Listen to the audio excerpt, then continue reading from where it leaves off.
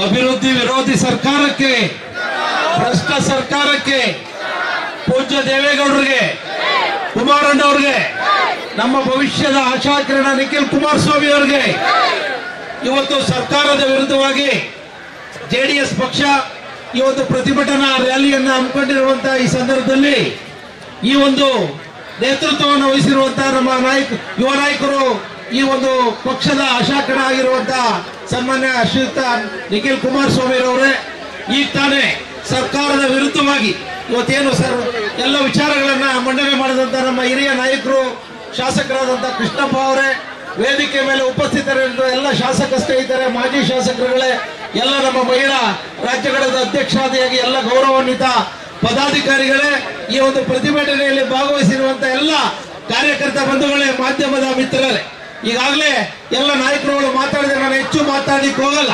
ಇವತ್ತು ಈ ರಾಜ್ಯದಲ್ಲಿ ಏನಾದ್ರು ಶಾಂತಿ ಸುವ್ಯವಸ್ಥೆ ಇದೆಯಾ ಅನ್ನೋದನ್ನ ಮೊದಲು ನಾವು ಚರ್ಚೆ ಮಾಡಬೇಕಾದಂತ ಅನಿವಾರ್ಯತೆ ಇದೆ. ಇವತ್ತು ಏನು ಅಕೌಂಟ್ಗಳನ್ನ ಹ್ಯಾಕ್ ಮಾಡಿ 2968 ಕೋಟಿ ಹಣ ಇವತ್ತು ಕಳ್ಳರ ಪಾಲಿಗೆ ಹೋಗಿರುವಂತಹ ಈ ಸಂದರ್ಭದಲ್ಲಿ ಈ ಸರ್ಕಾರ ಬದ್ಧತೆಯನ್ನು ತೋರಿಸ್ತಾ ಇದೆಯಾ, ಅವರನ್ನ ಹುಡುಕಿ ದಂಡನೆ ಮಾಡ್ತಿದೆ ಅನ್ನೋದ್ರ ಬಗ್ಗೆ ಕೂಡ ನಾವು ಚರ್ಚೆಯನ್ನು ವಿಶೇಷವಾಗಿ ಮಾಡಬೇಕಾಗಿದೆ ಬಂಧುಗಳೇ. ಇವತ್ತು ತಾಲೂಕು ಕೇಂದ್ರಗಳಲ್ಲಿ ಪೊಲೀಸ್ ಇಲಾಖೆಗೂ ಕೂಡ ಜೀಪ್ ಕೊಡದಲ್ಲಿ ಇರ್ತಕ್ಕಂಥ ಪರಿಸ್ಥಿತಿ ಇವತ್ತು ರಾಜ್ಯದಲ್ಲಿ ನಿರ್ಮಾಣ ಆಗಿದೆ. ಇವತ್ತು ಯಾವ ಶಾಂತಿ ಸುವ್ಯವಸ್ಥೆಯನ್ನ ಕಾಪಾಡ್ತಿದ್ದಾರೆ ಎಂಬತಕ್ಕಂಥದ್ರ ಬಗ್ಗೆ ಕೂಡ ಚರ್ಚೆ ಮಾಡಬೇಕಾಗುತ್ತೆ ಬಂಧುಗಳೇ. ಇವತ್ತು ಈ ಸರ್ಕಾರ ಜನ ವಿರೋಧಿ, ರೈತರ ವಿರೋಧಿ, ಬಡವರ ವಿರೋಧಿ ಸರ್ಕಾರವಾಗಿದೆ. ಇವತ್ತು ಏನಿಲ್ಲದೆ ಹೋದ್ರೂ ಬದುಕಬಹುದು ಬಂಧುಗಳೇ, ನೀರಿಲ್ಲದವರೇ ಬದುಕಲಿಕ್ಕೆ ಸಾಧ್ಯವಿಲ್ಲ. ಇವತ್ತು ಸಂಪನ್ಮೂಲ ಇಲಾಖೆ ವತಿಯಿಂದ, ಯಾಕೆಂದ್ರೆ ಇವತ್ತು 1 ಲಕ್ಷ ಕೋಟಿ ಕಾಮಗಾರಿಗಳು ಇವತ್ತು ಅನುಷ್ಠಾನಗೊಂಡಿದ್ದಾವೆ. ನಾವು ಕಾವೇರಿ ಜಲಾನಯನ ಪ್ರದೇಶಕ್ಕೆ ಹೋಲಿಕೆ ಮಾಡಿದಂತ ಸಂದರ್ಭದಲ್ಲಿ 2800 ಕೋಟಿ ಕಾಮಗಾರಿಗಳು ಇವತ್ತು ಅಪ್ರೂವಲ್ ಆಗಿದೆ ಬಂಧುಗಳೇ. ಇವತ್ತು ಕಾವೇರಿ ಜಲಾನಯನ ಪ್ರದೇಶಕ್ಕೆ ನಿಗದಿಯಾಗಿರ್ತಕ್ಕಂಥ ಅನುದಾನ 1117 ಕೋಟಿ. ಇವತ್ತು ಬೇರೆ ಮೇಂಟೆನೆನ್ಸ್ ಎಲ್ಲ ಹೋದ್ರೆ ಇವತ್ತು 600 ಕೋಟಿ ಮಾತ್ರ ಅಭಿವೃದ್ಧಿಗೆ ಸೀಮಿತವಾಗಿದೆ. ಈಗ ಅಪ್ರೂವಲ್ ಆಗಿರ್ತಕ್ಕಂಥ ಕಾಮಗಾರಿಗಳು ಪೂರ್ಣಗೊಳ್ಳಬೇಕು ಅಂದ್ರೆ ಈ ರಾಜ್ಯದಲ್ಲಿ 20 ವರ್ಷಗಳು ಬೇಕಾಗ್ತದೆ. ಇವರು ಈ ಸರ್ಕಾರ ರೈತರ ಪರವಾಗಿದೆಯಾ, ಬಡವರ ಪರವಾಗಿದೆಯಾ ಅದು ಚಿಂತನೆ ಮಾಡಬೇಕು. ನಾವು ಗ್ಯಾರಂಟಿ ಸ್ವಾಗತ ಮಾಡೋದು ಒಂದ್ ಕಡೆ, ಆದ್ರೆ ಸಕಾಲಕ್ಕೆ ಗ್ಯಾರಂಟಿಗಳ ಕೈಗೆ ಸೇರ್ತಕ್ಕಂಥ ಸ್ಥಿತಿ ನಿರ್ಮಾಣ ಆಗಿದೆ. ಶಕ್ತಿ ಯೋಜನೆ ಏನಾಗಿದೆ, ಇವತ್ತು KSRTC ಎಲ್ಲ ನಿಗಮಗಳು ಕೂಡ ನಷ್ಟದ ಹಾದಿಗೆ ಹೋಗುವಂತ ಸನ್ನಿವೇಶಗಳು ಆಗಿದೆ. ಇವತ್ತು 38 ತಿಂಗಳುಗಳಿಂದ ಅಲ್ಲಿ ಕರ್ತವ್ಯ ನಿರ್ವಹಿಸ್ತಾ ಇರ್ತಕ್ಕಂಥ ಕಂಡಕ್ಟರ್ ಡ್ರೈವರ್ಗಳಿಗೆ ಅರಿಯಸ್ ಕೊಡದಲ್ಲಿ ಇರ್ತಕ್ಕಂಥ ಬಾಕಿ ಇವತ್ತು ಅವರ ಹೊಟ್ಟೆ ಮೇಲೆ ಹೊಡಿತಕ್ಕಂಥ ಒಂದು ಸ್ಥಿತಿ ರಾಜ್ಯದಲ್ಲಿ ನಿರ್ಮಾಣ ಆಗಿದೆ. ಮಾತೆತ್ತಿರ ಸಂವಿಧಾನದ ಬಗ್ಗೆ ಮಾತಾಡ್ತಾರೆ. ಹಳ್ಳಿಗಳ ಅಭಿವೃದ್ಧಿಯೇ ದೇಶದ ಅಭಿವೃದ್ಧಿ. ಇವತ್ತು ಎಲ್ಲ ಮಹಾತ್ಮ ಗಾಂಧಿ ಹೇಳಿದ್ದಾರೆ, ಎಲ್ಲ ಸಮಸ್ಯೆಗಳಿಗೆ ಶಿಕ್ಷಣವೇ ಪರಿಹಾರ, ಬಾಬಾ ಸಾಹೇಬ್ ಅಂಬೇಡ್ಕರ್ ಹೇಳಿದ್ದಾರೆ. ಅದಕ್ಕೆ ಪೂರಕವಾಗಿ ಸರ್ಕಾರ ಇದೆಯಾ ಅನ್ನೋದ್ರ ಬಗ್ಗೆ ನಾವು ಚರ್ಚೆ ಮಾಡಬೇಕಾಗ್ತದೆ. ಸರ್ಕಾರ ಬಂದು 2 ವರ್ಷ ಮುಗಿಯಕ್ ಬಂತು, ಗ್ರಾಮೀಣಾಭಿವೃದ್ಧಿಗೆ ಏನು ಅಧಿಕ ಹಣ ಕೊಟ್ಟಿದ್ದೀರಿ ಇದನ್ನು ಚರ್ಚೆ ಮಾಡಬೇಕು. ಕೇವಲ 10 ಕೋಟಿ ಪಕ್ಕಕ್ಕೆ ಇನ್ನು 0 ಕೊಟ್ಟಿದ್ರೆ ನಾವು ಕೃಷ್ಣಣ್ಣರೆಲ್ಲರೂ ಕೂಡ ಸ್ವಾಗತ ಮಾಡ್ತಿದ್ದೋ. 10 ಕೋಟಿ ಕೊಟ್ಟು ಎಲ್ಲ ಕಡೆ ಪ್ರಚಾರ ಮಾಡಿದ್ದಾರೆ. ಇವತ್ತು 450 ಹಳ್ಳಿಗಳಿದಾವೆ. 2 ಲಕ್ಷ ರೂಪಾಯಿ ಬರುತ್ತೆ ಒಂದು ಹಳ್ಳಿಗೆ, 2 ಲಕ್ಷ ರೂಪಾಯಿ. ಸುರೇಶ್ ಅಣ್ಣನು ನಮ್ಮ ಲೆಜಿಸ್ಲೇಟಿವ್ ಲೀಡರ್ ಕೂಡ ಎಲ್ಲ ಮಾತಾಡಿದ್ದಾರೆ ಬಂಧುಗಳೇ. ಹಳ್ಳಿಗಳ ಕಡೆ ಅಭಿವೃದ್ಧಿ ಇಲ್ಲ. ಈ ಗ್ಯಾರಂಟಿನ ಒಂದು ಕಡೆ ತೋರಿಸಿ ಕೆಲಸ ಮಾಡಿದ್ದಾರೆ. ಇವತ್ತು ಆಯಾ ಕಾಲಘಟ್ಟಗಳಲ್ಲಿ ಎಲ್ಲ ಸರ್ಕಾರಗಳು ಯೋಜನೆಗಳನ್ನು ಕೊಟ್ಟಿದ್ದಾರೆ.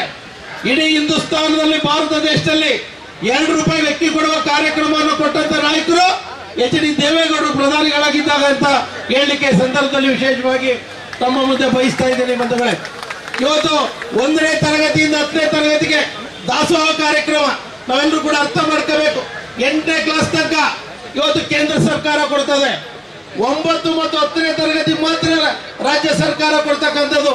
ವಿದ್ಯಾರ್ಥಿಗಳಿಗೆ ಇವತ್ತು ಪ್ರೋಟೀನ್ ಯುಕ್ತವಾದಂತಹ ಆಹಾರಕ್ಕೆ ಪೂರಕವಾಗಿ 6 ಮೊಟ್ಟೆಗಳನ್ನು ಕೊಡುವಂತ ಕಾರ್ಯಕ್ರಮ ಇದೆ. 4 ಮೊಟ್ಟೆನ ಅಜ್ಜು ಪ್ರೇಮ್ಜಿ ಕೊಡ್ತಾರೆ, 2 ಮೊಟ್ಟೆ ಮಾತ್ರ ರಾಜ್ಯ ಸರ್ಕಾರ ಕೊಡ್ತದೆ. ಇವತ್ತು SCP TSP ಸಂವಿಧಾನದ ಬಗ್ಗೆ ಮಾತಾಡ್ತೀನಿ.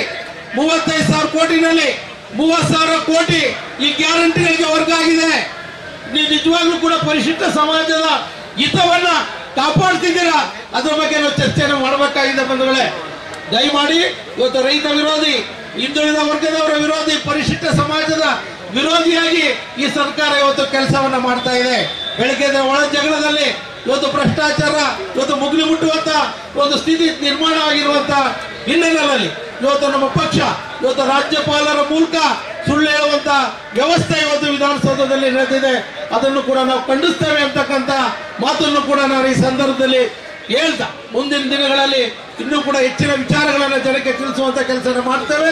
ಇವತ್ತು ನಿಖಿಲ್ ಕುಮಾರಸ್ವಾಮಿ ಅವರ ನೇತೃತ್ವದಲ್ಲಿ ರಾಜ್ಯ ಸರ್ಕಾರದ ಭ್ರಷ್ಟ ನೀತಿಗಳ ಬಗ್ಗೆ, ಇವತ್ತು ಅಭಿವೃದ್ಧಿ ಕುಂಠಿತ ಆಗಿರೋದ್ರ ಬಗ್ಗೆ ಏನ್ ಪ್ರತಿಭಟನೆಯನ್ನ ಮಾಡ್ತಾ ಇದ್ದಾರೆ, ಇದು ನಿಜವಾಗ್ಲೂ ಕೂಡ ಮುಂದಿನ ದಿನಗಳಲ್ಲಿ ಎಲ್ಲ ತಾಲೂಕುಗಳಲ್ಲೂ ಕೂಡ ಈ ಪ್ರತಿಭಟನೆಯನ್ನು ಮಾಡುವಂತಕ್ಕೆ ಜೆಡಿಎಸ್ ಪಕ್ಷ ಮುಂದಾಗಬೇಕು ಅಂತ ನಾನು ಈ ಸಂದರ್ಭದಲ್ಲಿ ಹೇಳಿ, ಈ ಪ್ರತಿಭಟನೆಯಲ್ಲಿ ಭಾಗವಹಿಸಿ ಮಾತಾಡುವ ಅವಕಾಶ ಕೊಟ್ಟದ ಎಲ್ಲರಿಗೂ ಒಂದ್ಸಲ ನಾನು ಮಾತನ್ನು ಮುಗಿಸ್ತೇನೆ. ಜೈ ಹಿಂದ್, ಜೈ ಜೆಡಿಎಸ್. ನ್ಯೂಸ್ ಫಸ್ಟ್ ನಿರ್ಭೀತಿಯಿಂದ ನಿಮ್ಮ ಪರವಾಗಿ.